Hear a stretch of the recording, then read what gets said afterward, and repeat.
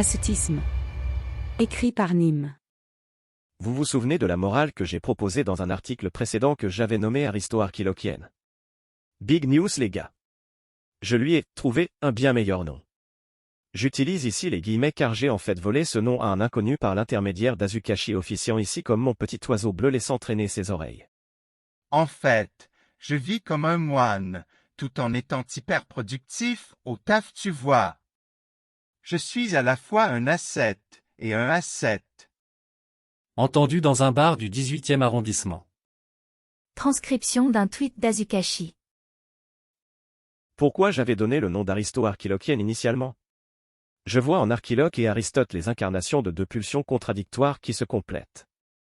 Il faut appréhender l'humain comme un système cybernétique fait de boucles positives qui vont faire s'emballer le dit système et de boucles négatives permettant une rétroaction venant le stabiliser. Archiloque et Aristote incarnent respectivement ces deux boucles. Archiloque est le système qui s'emballe mu par le désir. Il ne cherche pas la cohérence à travers ses textes.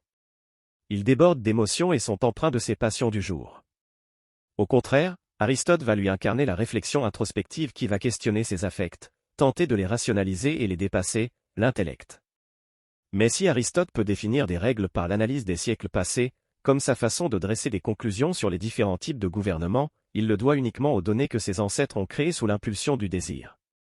Ainsi, les deux, ensemble, constituent un système d'apprentissage.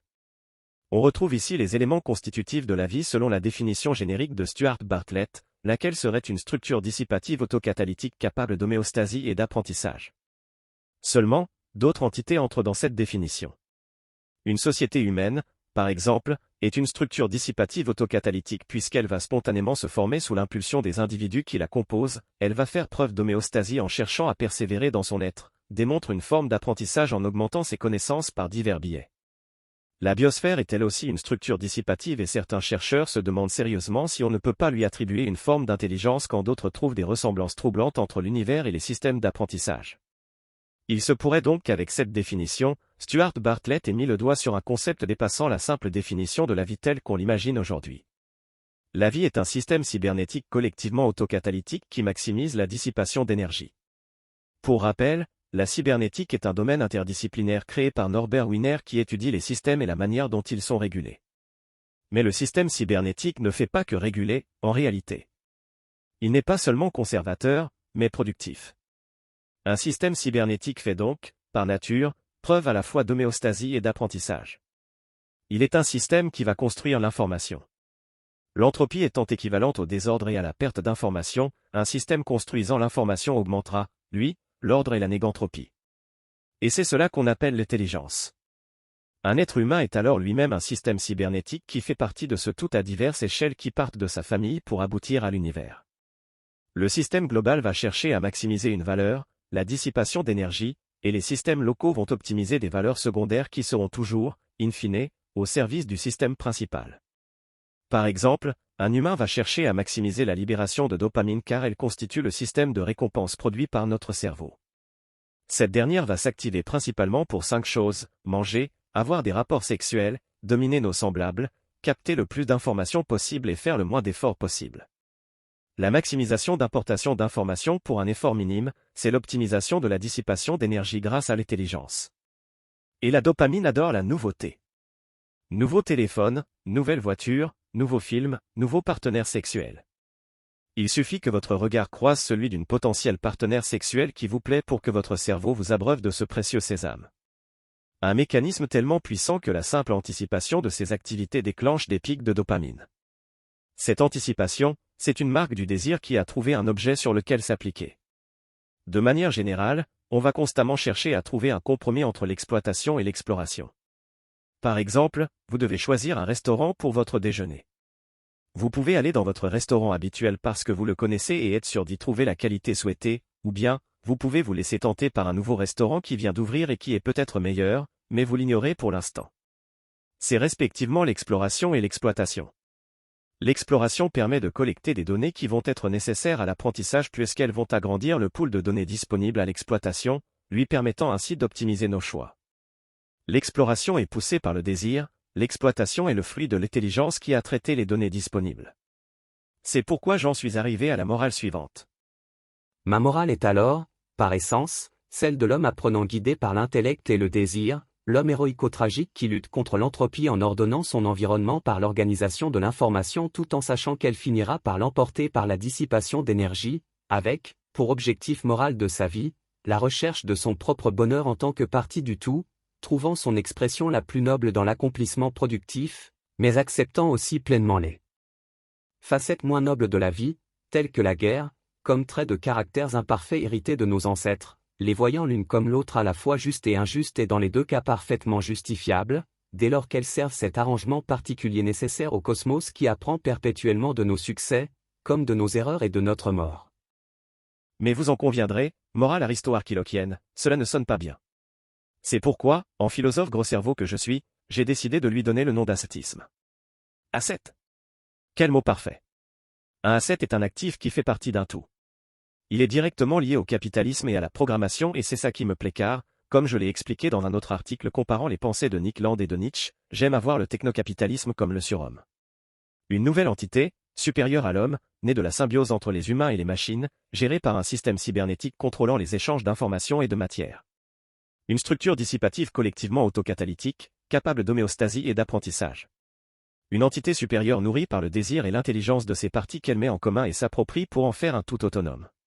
Au sein de cette superstructure, vous êtes plus que jamais un ascète. Et je crois que Nietzsche ne serait pas nécessairement en désaccord avec cela. S'il avait effectivement un goût affirmé pour les sociétés militaires et une répulsion pour les sociétés marchandes, il ne ferme pas la porte à l'idée d'une société marchande imprégnée d'une morale différente et dépourvue des buts avancés par les utilitaristes anglais. Il ira même jusqu'à regretter que le monde moderne occidental empêche l'apparition du type d'homme chinois, modeste et frugal, nécessaire au tout. Provisoirement du moins, toute civilisation à base militaire se trouve bien au-dessus de tout ce que l'on appelle civilisation industrielle. Cette dernière, dans son état actuel, est la forme d'existence la plus basse qu'il y ait eu jusqu'à présent. Ce sont simplement les lois de la nécessité qui sont ici en vigueur. On veut vivre et l'on est forcé de se vendre, mais on méprise celui qui exploite cette nécessité et qui s'achète le travailleur.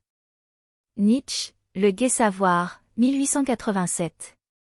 On est nécessaire, on est un morceau de destinée, on fait partie du tout, on est dans le tout, il n'y a rien qui pourrait juger, mesurer, comparer, condamner notre existence, car ce serait la juger, mesurer, comparer et condamner le tout, mais il n'y a rien en dehors du tout. Nietzsche, Le crépuscule des idoles. L'homme isolé, l'individu, tel que le peuple et les philosophes l'ont entendu jusqu'ici, est une erreur, il n'est rien en soi, il n'est pas un atome, un anneau de la chaîne, un héritage laissé par le passé, il est toute l'unique lignée de l'homme jusqu'à lui-même. S'il représente l'évolution descendante, la ruine, la dégénérescence chronique, la maladie, les maladies, en général, sont déjà des symptômes de dégénération, elles n'en sont pas la cause, sa part de valeur est bien faible, et la simple équité veut qu'il empiète le moins possible sur les hommes aux constitutions parfaites. Il n'est plus autre chose que leur parasite. Nietzsche, Le crépuscule des idoles. Il faut complètement renoncer à l'espoir de voir se développer une espèce d'homme modeste et frugal, une classe qui répondrait au type du chinois, et cela eût été raisonnable, et aurait simplement répondu à une nécessité. Mais que veut-on? Je le demande encore. Si l'on veut atteindre un but, on doit en vouloir aussi les moyens, si l'on veut des esclaves, on est fou de leur accorder ce qui en fait des maîtres. Nietzsche, Le crépuscule des idoles. Il finira d'ailleurs appelé au nivellement général des Européens afin qu'une poignée d'entre eux s'élève vers des sommets jamais atteints. C'est exactement ce qu'il se passe dans un système thermodynamique ouvert où les inégalités augmentent de façon exponentielle. Cependant, Nietzsche commet ici une bévue, il n'y a pas besoin que les premiers descendent pour que les autres montent. Les seconds montent simplement plus vite. C'est pourquoi, être un ascète ne veut pas dire faire partie d'un troupeau où chacun vaut l'autre. Un système où chacun serait parfaitement égal et tout homogénéisé aurait atteint son entropie. C'est justement parce qu'une structure dissipative est un système ouvert que la hiérarchie y est la norme. Il n'est pas question ici d'instinct grégaire mais au contraire d'une affirmation, dans le meilleur des cas pour ceux se hissant au sommet, ou d'une résignation honorable pour ceux ne pouvant prétendre à guider mais accomplissant néanmoins leur rôle dans le tout. L'instinct grégaire est la première phase, celle du chameau qui dit oui comme le dit Nietzsche. C'est le stade du normie ou technophile qui participe au système avec enthousiasme sans le comprendre entièrement et il peut même parfois développer une relation toxique mélangeant rejet et addiction. Max More, le père du transhumanisme, ou des libertariens comme Mises, me semble représenter ce que ce stade peut créer de mieux. À l'inverse, un utilisateur lambda de TikTok qui y passe des heures par jour et se rend compte du temps qu'il perd mais ne peut décrocher, en est une basse représentation. Puis vient la deuxième phase, celle du lion, où on veut s'opposer à la norme, sortir du système et lui dire non. On pourrait l'appeler le stade du technophobe parfaitement incarné par Ted Kaczynski. Il a compris que la technique peut servir les intérêts de différentes structures dissipatives. Un tournevis sert l'homme, un aqueduc sert le système complexe de la société humaine, le smartphone sert le technocapital et en cas d'effondrement on se retrouvera avec notre tournevis. Chaque avancée technologique est alors au service du système et non de l'homme qui devient peu à peu une pièce du système que ce dernier va mettre en forme selon ses besoins. Puis vient le stade de l'enfant qui comprend l'importance du système, l'importance de le maintenir et de le développer et donc l'importance du rôle qu'il doit y jouer. C'est justement parce que ce système représente une structure dissipative plus efficace qui pourrait s'effondrer qu'il est de son devoir moral de le soutenir. Il dit de nouveau oui mais il est maintenant différent. Il ne veut plus suivre mais guider le troupeau. Il ne fait plus partie du système par servitude, il devient le système par sa propre volonté pour servir l'univers. Il refuse les bullshit jobs et les activités de substitution pour s'épanouir directement au sein du système car il voit la supériorité morale que cela représente d'y participer plutôt que de l'entraver. Il retrouve l'autonomie et le sens qui lui faisaient défaut. Il devient un agent de l'action du technocapital qu'il va générer par sa volonté, un de ses meilleurs actifs, un asset. On pourrait alors l'appeler le stade du technen, de la même façon qu'un fumigène produit de la fumée ou un électrogène de l'électricité, il produit la technique du technocapital, donc son extropie et Elon Musk en est la représentation ultime.